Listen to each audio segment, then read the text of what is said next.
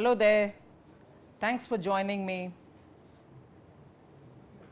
I did say earlier that it is the stated wish of the Prime Minister that we should stay connected with people. Not just at the field level, but we thought we should keep it alive almost on a daily basis, and that's where most of us ministers are active in the social media. But there are specific times when questions seem to be flooding in and you need to answer. So we thought we'll do a bit of a systematic thing about this, and since Monday we've been announcing that adopting the Ask Me Anything format. If you could send in your questions using the hashtag Ask Nirmala, I'll be available like today on Thursday evening to answer your questions. I'm so grateful to tell you that you've been flooding us with questions using the hashtag Ask Nirmala, and even today I'm being told by my team that it is #1 trending because of your support. And I'm very grateful that we have the entire team of my ministry out here. They are here to help me. They've been also being very supportive in giving us some of the answers for some specific questions that you've raised. And there we go. We now start off with the first question, which I take here, which multiple handles have asked me about. So I take that as the first one. It was asked also by Rajneel. Any attempts, I'm reading the question, any attempts that we are making to developmental high-tech industrial infra in India? I suppose it should read, any attempts that we are making from the ministry to develop high-tech industrial infrastructure in India. That's the first question I like to take up, and I would want to first of all start off with the fact that even the president of the Asian Development Bank was here today to meet me. Asian Development Bank, for instance, is helping us fund many of the infrastructure activities that we're doing. You're aware by now, I think several times we've spoken about the various industrial corridors that we've set up, the Mumbai, Delhi industrial corridor, the Delhi, the Kolkata, Amritsar or Amritsar, Kolkata, which passes through so many states, Kolkata down to Visakhapatnam, covering major parts of Orissa, which has been recently extended from Visakhapatnam northwards, Visakhapatnam down to Thoothukudi, which I am trying to extend even to Kolachal, which is westwards after Thoothukudi, and then going a bit up north there from Chennai to Bangalore and Bangalore to Mumbai. So these industrial corridors are major infrastructure creation that we want to do. We want to set up industrial corridor, meaning you will have the road, the rail, freight dedicated corridors, and also on either side of the corridor you will have industrial hubs. So yes, it is a very major, big investment program for the government, keeping in line with Prime Minister Modi's Make in India, so that the contribution from the manufacturing sector to our GDP can reach 25% level by the year 2020. So that's my first question response which I've given. We go to the second. The handle is made by India. The question is, will your government simplify the process for startups to acquire license to manufacture arms in India? Thank you for asking this question. It's a very important one. We are trying to streamline the process for grant of licenses for production of arms. But however, I must say, given the security and other considerations, strategic considerations, no specific relaxation of norms have been offered as of now for startups, maybe in the future. The third question, I could rapidly move over, is asked by somebody called NS Dokle. Can I request you from the Grape Growers Association in Nashik to negotiate with the European Union to reduce import duty for grapes in UK and European Union? Very pertinent question, and particularly given the grape farmers of Maharashtra who have shown exemplary quality consciousness. I want to give you the assurance that as and when the negotiations happen, we will be discussing with the European Union, which presently includes UK, but of course Brexit process has already started off. After the resumption of the talks, I will certainly take this up. These are the first three questions. I will go to the fourth. This is by Deepak 7382. Exports and imports have been falling in the last 3 years. Are we heading for a crash? No, sorry Deepak, you missed some facts. Not true at all. Your question will have to be reworded. However, I want to give you my answer. We have had positive growth in exports in the year 16-17.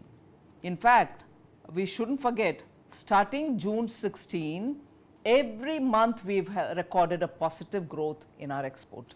So, I think I will give you the data in greater elaborate with content and everything else to your direct mail using the DM. I can do it, but this is crisply what I want to tell you before I move to question number 5. And this is Punit Speaks. He says, trade and services is going to be very crucial for India. The Trump effect is impacting Indian IT. What is government going to do about this?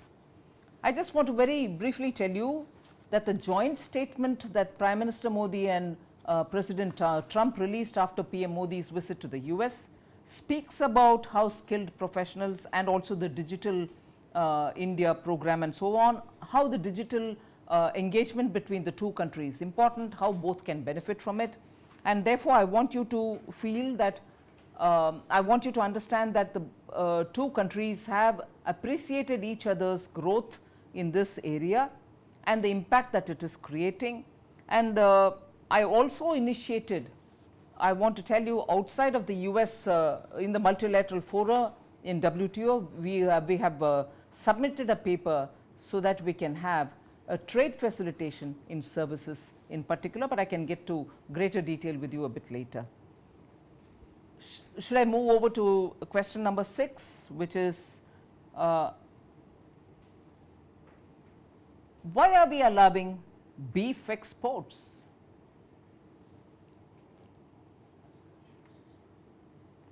I think on this question I have answered so many times, but I like to take this opportunity to answer it yet again in all its detail. India does not export beef.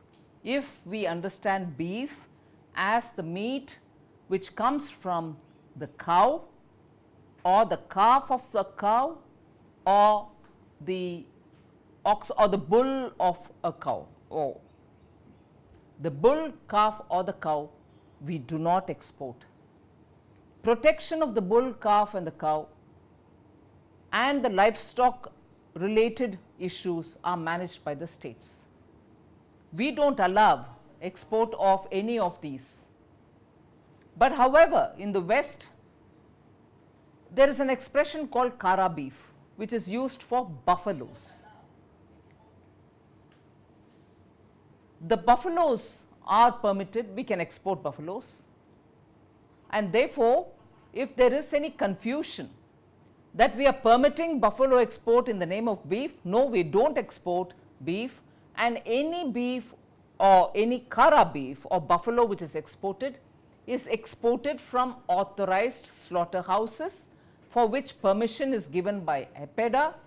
Permission is never given by EPEDA for slaughterhouses which export beef or meat of the cow. So, please be assured, we do not permit, in fact it is completely prohibited to export meat of the cow which is otherwise referred to as beef. I move to the next question. Abhishek VHP2, what is your reaction to the not in my name protests yesterday? I think today, being at the Sabarmati ashram, the Prime Minister has already replied for this. However, I will just add, and I certainly agree with the Prime Minister when he says nobody has a business to take law in his hands for whatever purpose. I think it is also equally important for us to see what he had said in its completeness. He talked about how Mahatma Gandhi and Vinoba Bhave have also spoken about protecting the cow. They have done that. They have also talked about it. Most of their lectures also included it.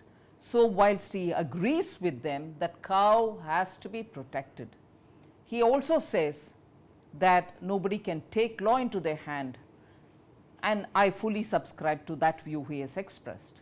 But I will also like to add here that not in my name protest seems to be a bit selective in nature. Lynching, nobody wants it.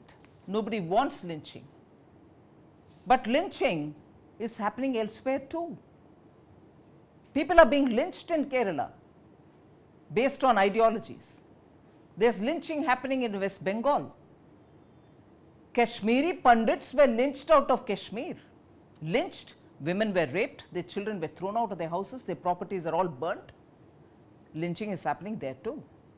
Nobody has, and I agree with the Prime Minister, nobody has a business to take law into their own hands. Nobody has a business to lynch anybody. When I said not in my name, protest seems to be a bit selective. This is what I mean.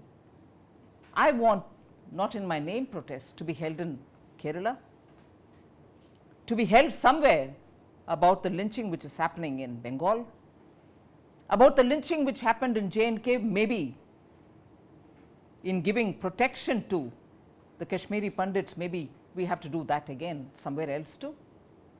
So I think the principle applies to everybody. No lynching anywhere, no taking law into our hands anywhere. We can't be selective about condemning violence. And I'm glad that the Prime Minister has responded. I want now even the protesters to respond by saying, we will go doing this protest wherever human life is being hurt. We can't be selective in condemning violence. Can I move to the next one? Which is, tell us more about Mangalore being declared as a startup district. Why Mangalore? This was being asked by DIV-BABS. Babs, is it? Well, I am a member of parliament from Karnataka. There is a lot happening about startups in Bangalore. In fact, I would think Bangalore is over-serviced on startups, but there is ever so much happening among the youth in Karnataka. And I thought because the coastal districts, Dakshin Kannada, Udupi, Uttar Kannada are all places where there are very good quality educational institutions, excellent schools, bright youngsters. So they need to be given an opportunity. I thought I'll take it up purely because people don't have to go only to Bangalore within Karnataka to set up a startup if they can be provided this facility. So therefore, combining these three districts of the coastal Karnataka, I thought I should start doing something. I've started a workspace in Mangalore, so that a 60-seat capacity is being done with my MP Lads funds. I'll also work to get some tinkering labs for school. 2 innovation hub centers have been identified. I've made sure that they go to IIT Chennai to see what is happening there in the innovation hub, and therefore Mangalore. The next question is, SIDBI, the Small Industries Development Bank of India, is acting as a post office. They are just forwarding our project proposals to 3 banks. Is it Startup India? Is it Stand Up India? This is being asked by somebody called Keeriyat, K-E-E-R-I-Y-A-T. I wanted to tell about Startup and Stand Up, no doubt. You are aware the fund of funds was being implemented through the SIDBI. A corpus of 10,000 crore has been created. The disbursement should be happening over to Finance Commission till 2025. 600 crores have been released already on it. Further, the SIDBI has committed 623.5 crores to 17 venture capital funds, AIFs, under the FFS. The AIFs, after we've revised some of the rules, are required to invest twice the amount which they have received from the government from the FFS in startups. So there's a lot happening for it. However, the Stand Up India is not a program that we deal with, and that comes under the finance, and they will be able to give us more input on that. So before I move to the next question, I certainly want to keep reminding you, I'm here trying to respond to all the questions that you're asking. Please keep the questions coming. Hashtag Ask Nirmala. I'll move to the next question. Why does India not have a dedicated India at WTO website? There is no repository of our speeches and statements. This is by Pranav Gupta. Well, I don't think a dedicated portal is absent. What we are actually doing is the WTO information is all available in the DOC website, which is commerce.gov.in, and the WTO website, which is www.wto.org,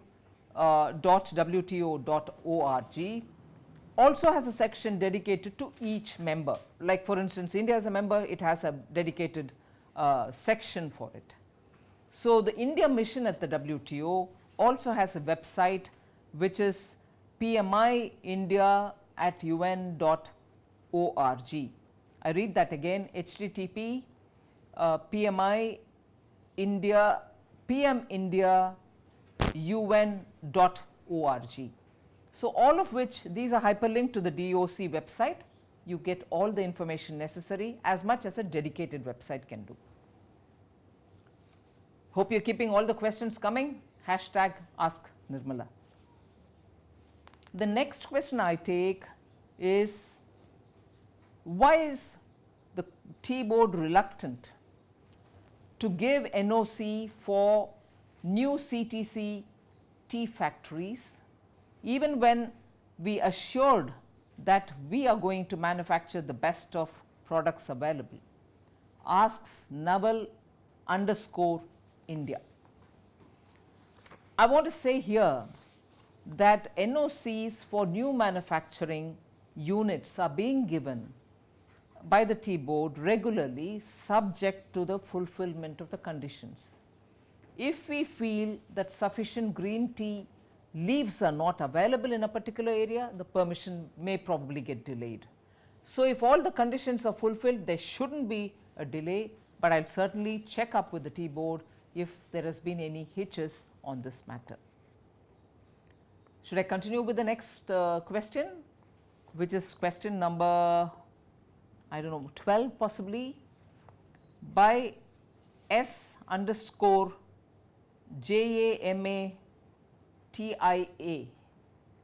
and that question relates to, what's your view on closed tea gardens of the Doars and Darjeeling? How is your government helping their states?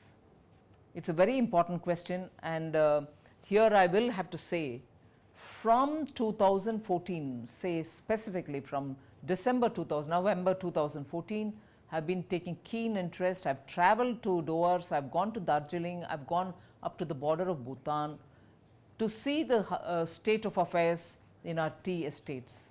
Many of them are suffering because they've been closed but not declared closed. They are shut, as a result of which many things which are done to a closed tea garden are not happening there. The state government has been closely interacting with us on it. We've been talking through the tea board. Some of the cases have been taken up at the High Court level. We are trying to see and search for newer buyers for these tea estates. We want to improve the condition of the workers. I'm trying to see if central benefits can reach these tea estate workers, so that even if they are practically closed, even if not declared closed, the benefits that should reach them till we find newer buyers. So that's where the situation on the Dovers tea estate is on. That's some live questions.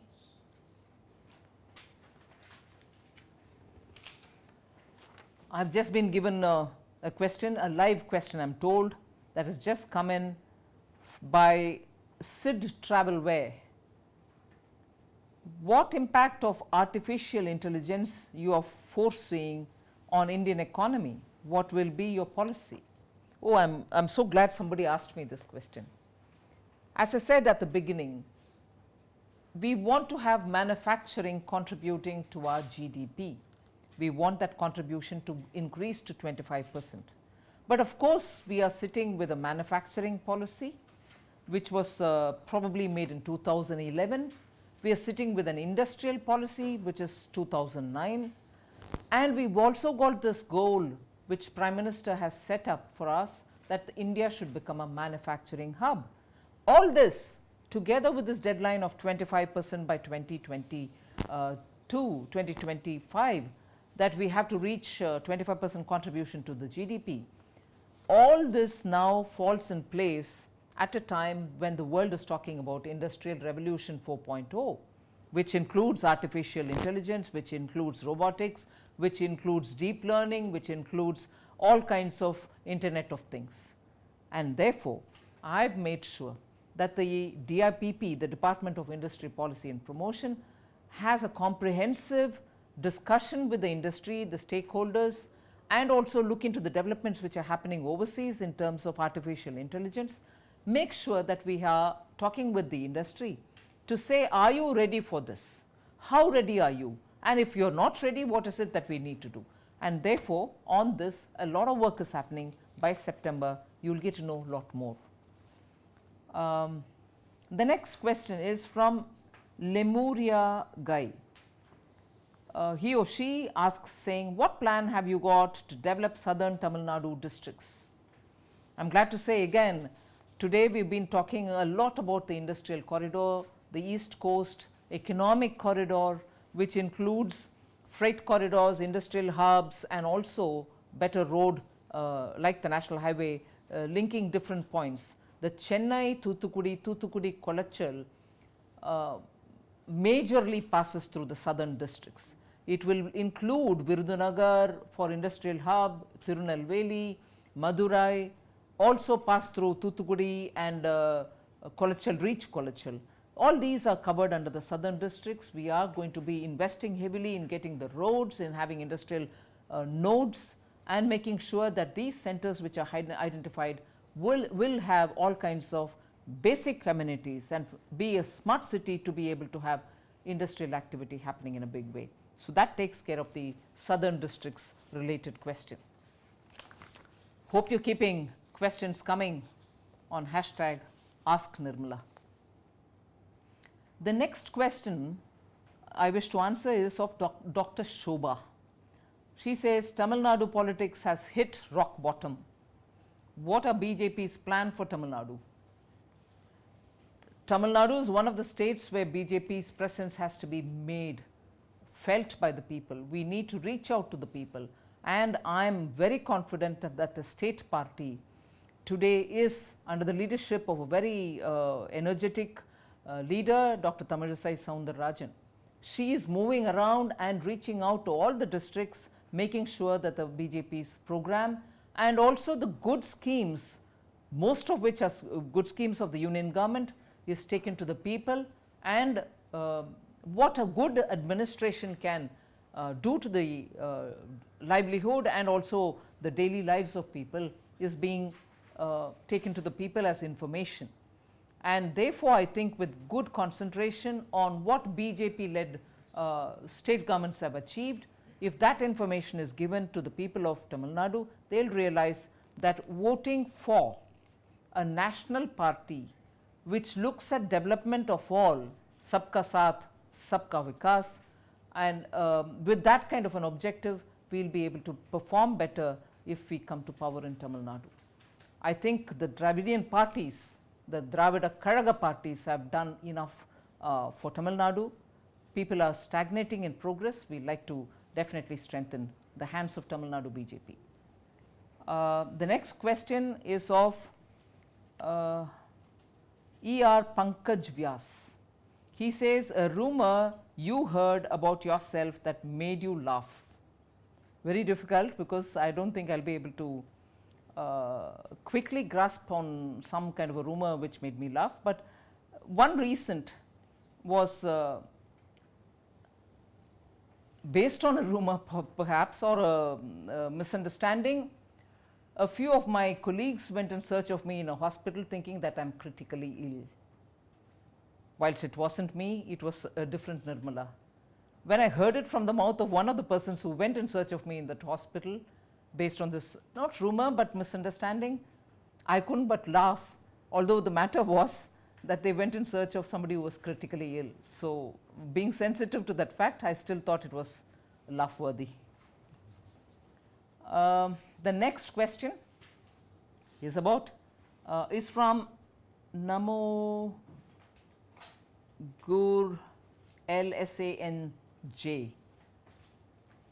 Which book are you currently reading? I am reading a Tamil book which was written by a prominent Tamil writer who is no more, called Sujata, and this is about Alvar Pasuram. You have heard of Alvars, who were very, very saintly people who had composed a lot of wonderful poems in Tamil. I am reading about it with his introduction. The next one has come from multiple handles.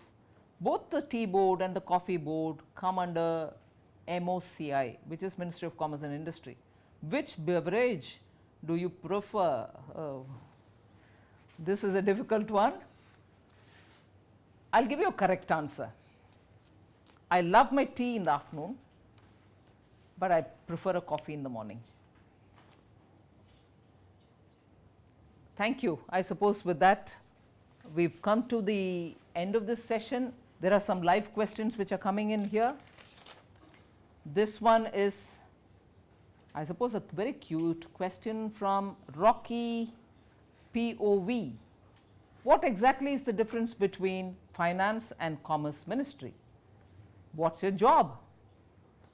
Oh, whole lot of difference between Finance and Commerce. The Commerce Ministry cannot function if Finance doesn't give me money. That itself probably will tell you what the difference is. And my job is to make sure that I disperse that money to the right people to enhance exports, to enhance commerce, commercial trade in this country. I suppose that's too simplistic, but well, the question is too short on that. The next one, I suppose, is from Jatin Shah, 1986.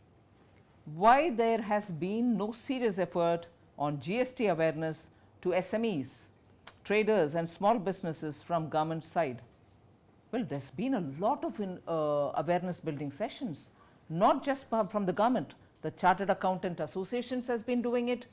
The Cost Accountants Associations have been doing it. Commerce Chamber of Commerces are doing it in every state. We ministers are going to different industrial hubs and talking to them. It's been happening. Maybe you need more. I concede that. But you know, this was something which I want to bring to your notice, and this is what I will show you.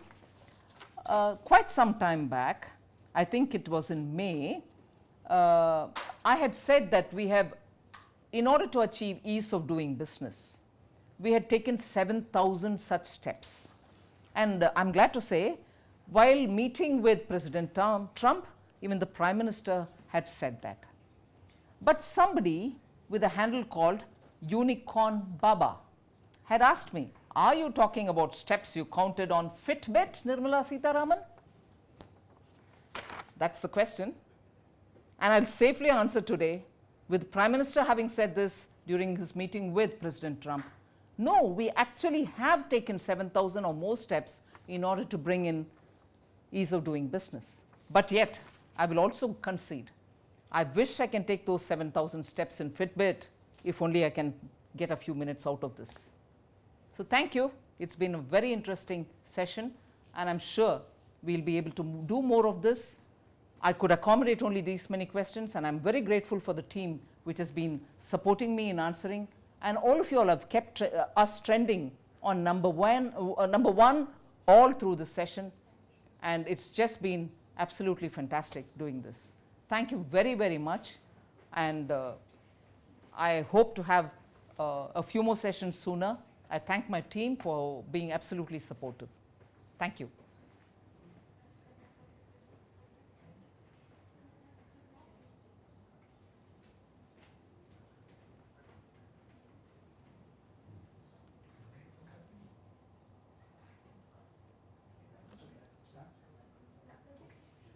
Thank you. This last bit is very difficult, yeah? I can go on talking, but to go on looking and keeping quiet.